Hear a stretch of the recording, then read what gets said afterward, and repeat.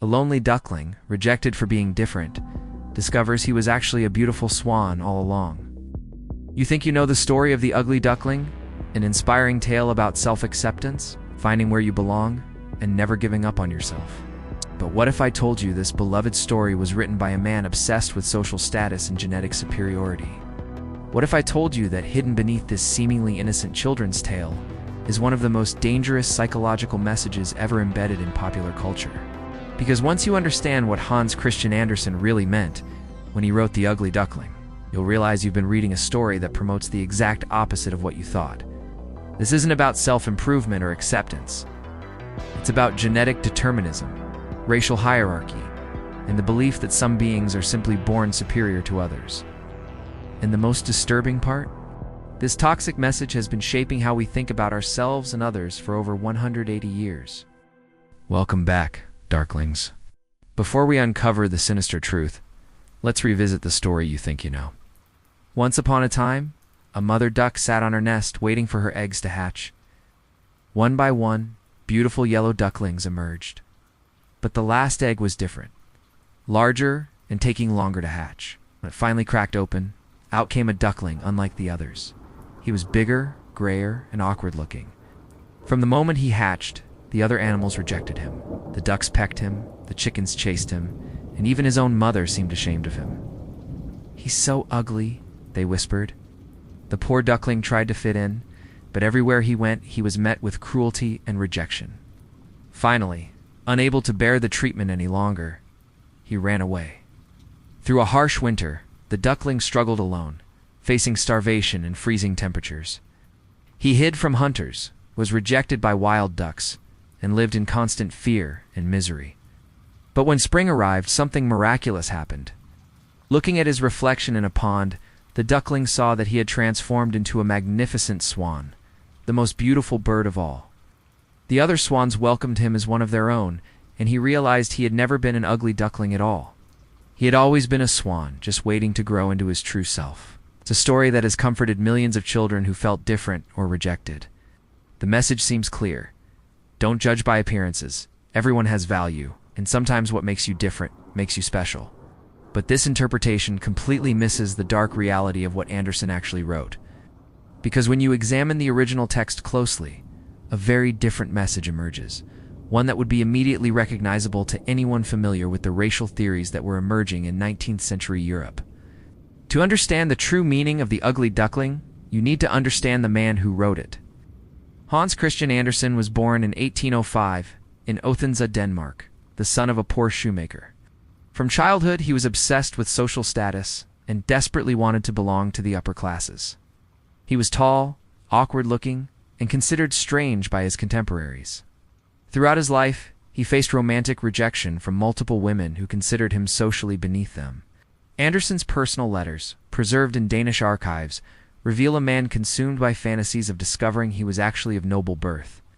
He wrote repeatedly about feeling like he didn't belong with his low-class family, and he spent his entire adult life trying to gain acceptance among European aristocracy. He was particularly obsessed with the idea that his true parentage was noble, and that his obvious differences from his supposed family proved he was meant for something greater. But Andersen wasn't just shaped by personal insecurities. He was writing during a period when European intellectuals were developing what would later become known as racial science. In the 1840s, theories about biological determinism, craniology, the supposed genetic basis of character traits were gaining popularity among educated Europeans. The idea that physical appearance could reveal moral character and social worth was being dressed up as scientific fact. Andersen was particularly influenced by the work of physiognomists like Johann Caspar Lavater, who claimed that facial features could reveal personality traits and moral character. He was also familiar with the emerging theories of racial hierarchy that placed different groups of humans in supposed biological categories of superiority and inferiority. These were unfringe ideas in Andersen circles. They were considered cutting-edge science by many educated Europeans of his time. When Andersen published The Ugly Duckling in 1843, he embedded these dangerous ideas directly into what appeared to be a simple children's story. But look closely at the actual text, and the problematic elements become impossible to ignore. The duckling doesn't improve himself through effort, learning, or character development. He doesn't become more beautiful through kindness or hard work.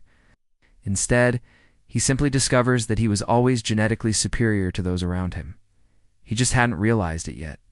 The story explicitly states that the other animals were correct to reject him, because he truly did and belonged with them. It wasn't one of them, and could never become one of them because they were fundamentally different species. The ducks and chickens who bullied him weren't wrong about his differentness. They were actually responding accurately to his genetic reality. Only thing they got wrong was assuming that different meant inferior when it actually meant superior. Even more troubling is how the story handles the concept of belonging. The ugly duckling finds acceptance only when he joins others of his true species, the swans, who are explicitly described as more beautiful, more elegant, and more noble than any other birds. The message isn't that all beings deserve respect regardless of their appearance. The message is that true worth is determined by genetic heritage, that individuals will only find happiness when they're with others of their own kind. This becomes even more disturbing when you consider the social context in which Andersen was writing. In 1840s Europe, these ideas about genetic superiority and belonging with one's true kind were being applied to human populations.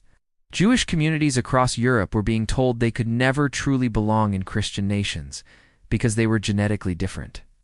The Roma people were facing similar persecution based on supposed biological incompatibility with settled European populations. The ugly duckling provided a perfect metaphor for these toxic ideas. It suggested that social rejection based on perceived differences was natural and even accurate. The problem was on prejudice. It was misidentifying who belonged where in the supposed genetic hierarchy. The story didn't challenge discrimination. It reinforced the idea that some beings were naturally superior and that recognizing these hierarchies was simply a matter of proper classification. Andersen's personal writings reveal how deeply he had internalized these ideas. In letters to friends, he repeatedly expressed his belief that his own social struggles were evidence that he had been misplaced in the lower classes. He wrote about feeling like a swan among ducks and fantasized about his true breeding, being eventually recognized by his social superiors. The ugly duckling wasn't just a story he invented. It was his personal mythology, his explanation for why he felt different, and his justification for believing he deserved better treatment. The story's reception in 19th and early 20th century Europe reveals how these messages were understood by contemporary readers. Educational materials from the period used the ugly duckling to teach children about the importance of recognizing their natural place in society. The story was frequently cited in discussions about immigration and national identity, with various groups being cast as either swans who belonged or ducks who didn't. Most disturbingly, the story's logic was embraced by early eugenics movements. The idea that worth was genetically determined, that individuals should seek out others of their true kind, and that social rejection based on perceived differences was natural and justified, became central tenets of racial pseudoscience. While Andersen likely didn't foresee these applications, the structure of his story provided a perfect narrative framework for these toxic ideologies. Modern psychology has identified what researchers call Ugly Duckling Syndrome, a pattern of thinking where individuals avoid personal growth and self-improvement because they are waiting to discover their true special nature. People affected by this syndrome often develop grandiose fantasies about their hidden superiority, rather than working to develop actual skills and character traits. They may become obsessed with finding their real people or community, where their specialness will be automatically recognized. This psychological pattern is exactly what the ugly duckling promotes. Instead of encouraging readers to work on themselves, develop empathy, or challenge prejudice, it suggests that the solution to social rejection is discovering your genetic superiority. It teaches children that if they feel different or rejected, they should seek validation by finding others who will recognize their inherent specialness, rather than examining whether their own behavior or attitudes might need adjustment. Research by psychologists like Carol Dweck has shown how damaging these fixed mindset messages can be to child development.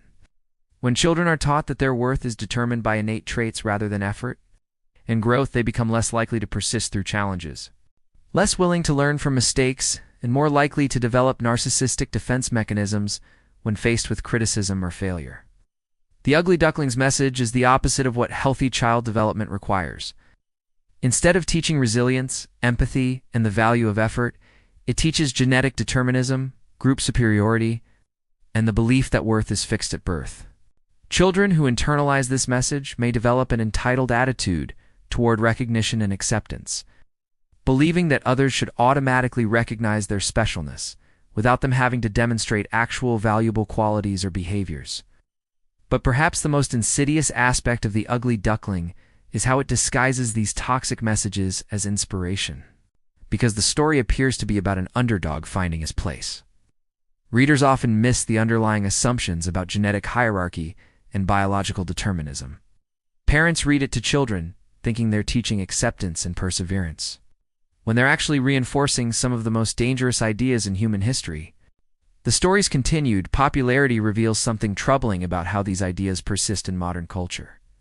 Despite decades of scientific research disproving racial hierarchies and genetic determinism, people are still drawn to narratives that suggest some individuals are simply born superior. The fantasy of discovering hidden specialness remains appealing because it offers validation without requiring the hard work of actual self-improvement. Modern adaptations of The Ugly Duckling consistently miss these problematic elements, focusing instead on surface-level messages about appearance and acceptance. But the core structure remains unchanged.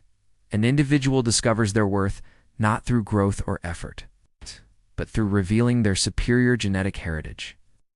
This message continues to shape how people think about identity, belonging, and self-worth in ways that promote narcissism and discourage genuine personal development. The real tragedy of The Ugly Duckling isn't that a young bird was bullied for being different.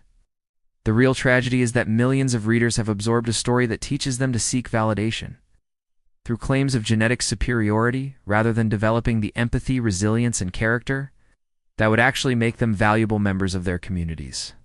When we strip away the sentimental interpretations and examine what Andersen actually wrote, The Ugly Duckling reveals itself as one of literature's most successful pieces of toxic messaging. It has convinced generations of readers that they're absorbing a story about acceptance and self-love, when they're actually being taught genetic determinism and group superiority.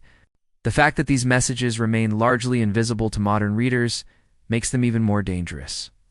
Today, in an era when genetic determinism and racial pseudoscience are making a troubling comeback in certain circles, it's more important than ever to recognize how these ideas have been embedded in our cultural narratives.